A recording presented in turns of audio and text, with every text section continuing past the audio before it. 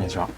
今日はこのナンバー3の靴完成させたいと思います。前回ソールの仕上げをしてつま先に追記同期仕様の銅をつけたんですが、今回はシューツリーとか入れてアッパー入れて磨いていきたいと思います。前回ねソール仕上げが終わった後に木型を抜きましてこんな感じになってます。でここに樹脂の刻印の入った中敷きを入れます。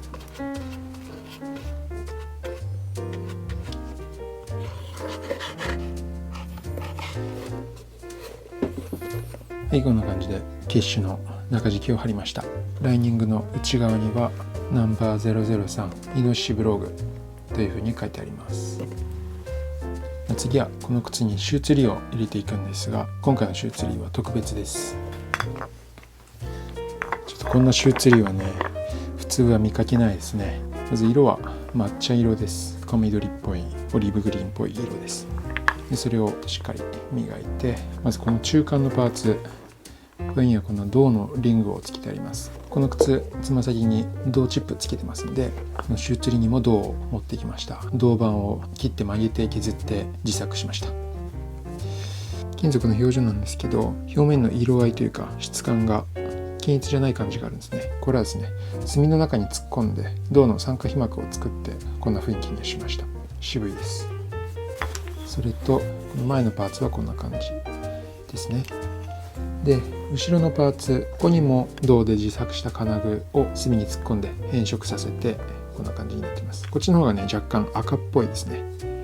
それでこの一番後ろと前のパーツはこのアッパーと同じくイノシシの皮で作った紐でつながってまして、先端はこれ同じくイノシシの牙です。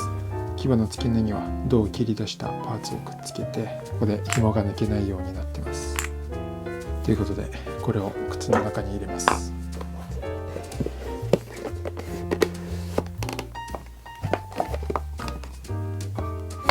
でこの牙はこのままだとブラブラしているので、このリングの中に刺してこんな感じでシューツリーが入りました。じゃあ磨いていきます。製作中にオイルを入れながら作ってるんですが、改めてしっかり磨いていきます。まずはクリームで保湿をします。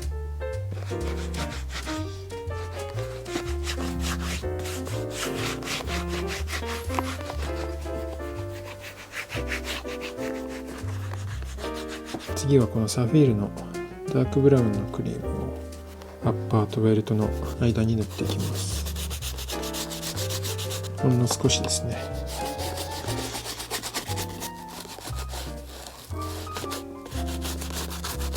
それと少しつま先にも塗っていきます。若干色が濃くなります。それとこの穴飾りとギザギザの断面のところに少し薄くちょっとつくぐらい塗っていきます。ブラッシングしていきます。全体的にマットな感じになってるんですが、ブラッシングして光沢を出します。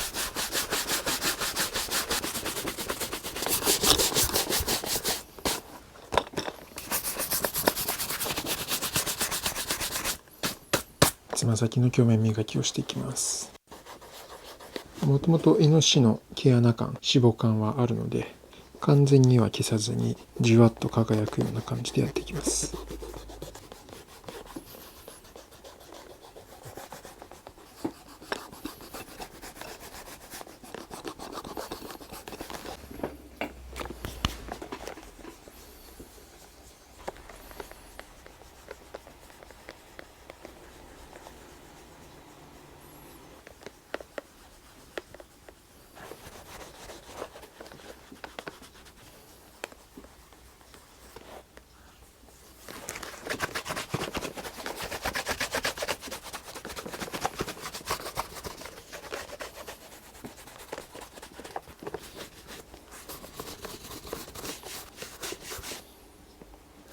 最後に靴紐を通します。茶色の平紐を通します。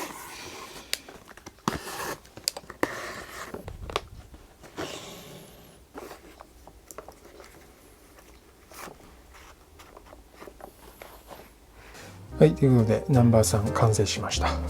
ナンバー3はね結構こう熱がこもっちゃってなんかちょっとねいろいろ時間かかっちゃったんですけど、その分すごくいい作品になったと思います。デザインはフルブローグですね。ちょっとこの辺の革の重なりがスペクテーターシューズとかでコンビの靴ですねで見られるような革の重ねをやってます。でつま先はメダリオンはなしです。 U ウィングですね。ウイングチップじゃなくて U 字のパーツをくっつけてます。後ろはこんな感じでカウンターパーツをつけてシームレスヒールにしてあります。底付けはダブルウェルトのハーフミッドソールです。ウェルトがぐるっと靴の周りを一周してまして、靴の前半部分ここがダブルソールになってて、ウエスト部分から後ろはシングルソールですね。使った革はイノシシの革です。広島の害獣駆除されたイノシシですね。広島のジビーレーザー専門店のバリドさんから購入して使いました。野生のイノシシなのでちょこちょこね傷もあるんですよ。なるべく大きな傷は入んないようには皮は取ったんですが、例えばこういうところですね。こういう風にちょっとした傷なんかも皮全体に点在してます。野生のイノシシの皮なので、そういう傷も味の一つとして楽しめるんじゃないかなとは思いますね。イノシシの皮ですね、こう全体的に脂肪感があるプラス毛穴が結構見えます。この独特の皮の質感っていうのがすごくこの靴の立体感につながっているような気がします。で、皮の最断面は全部銀ピングしてあります。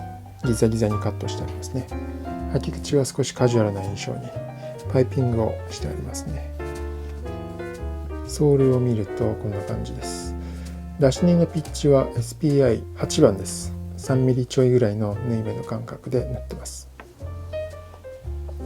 で、ウエスト部分もずっと縫って、かかと周りもこんな感じで出し縫いをかけてあります。ダブルエルトはかかと周りが見た目、履き心地ともに安定感が出ますね。ソールはこんな感じで少しアンティーク家具調の仕上げをしてあります。つま先は鎚起銅器、日本の伝統的なやかんとかに見られるようなボコボコした銅器、それをイメージした銅プレートをつけています。一般的に使われるのは銅スチール、ヴィンテージスチールって言われるものなんで、スチール、鋼ですね。それに比べると銅の方がかなり柔らかいので耐久性という面では落ちるんですけど、やっぱりこの色合いとかこの質感はこの銅にしか出せないものがありますね。銅プレートを真鍮のマイナスビスで固定してあります。キラキラ輝きますね。コバからもこの赤銅色が覗いてます。今回このシューツリーもかなり凝りました。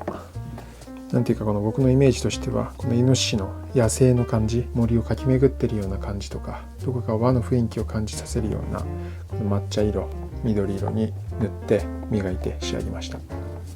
で、せっかくなのでこのイノシシの牙を使いたいなと思って、これをねうまいこと使うっていうのがなかなか難しかったんですが、紐の先端につけて、一応機能的にもこうやってね紐の抜け止めになっているという、そんなシューツリーを作りました。この辺のパーツとか全部自作なのでかなり本当に時間がかかったんですけど、イノシシ革を使った靴としてこのシューツリーも含めた作品になったと思います。いや、この靴ね本当にかっこいいです。騎士のナンバー3、名前はイノシシブローグ、完成しました。この靴僕足ね入るんですよ。入れてみたんですけど、履き心地もよく見た目もめっちゃかっこいいし、結構皮が柔らかい感じでこうちょっと包み込むような感じ、履きたいです。ちょっとね僕これ欲しいので同じ感じでもう一足ぐらい自分用にちょっと作って履こうかななんて考えてます。このジビエレザーっていうのは、環境保護の観点からもいい取り組みだなと思いますし、単純にこの革の見た目も質もすごく良くて、僕は気に入ってちょっと何枚か購入させてもらっているので、今後も使っていきたいと思ってます。ぜひ展示会に来てもらってこの靴見るだけでもぜひ見ていただきたいですね。サイズ合う方はぜひ試着の予約をしてもらって履いてもらえるとすごく嬉しいです。このナンバーさんのイノシシブログ制作動画アップしてますので、概要欄に貼っておきますのでよかったら見てみてください。ということで本日の革靴の件でした。完成写真どうぞ。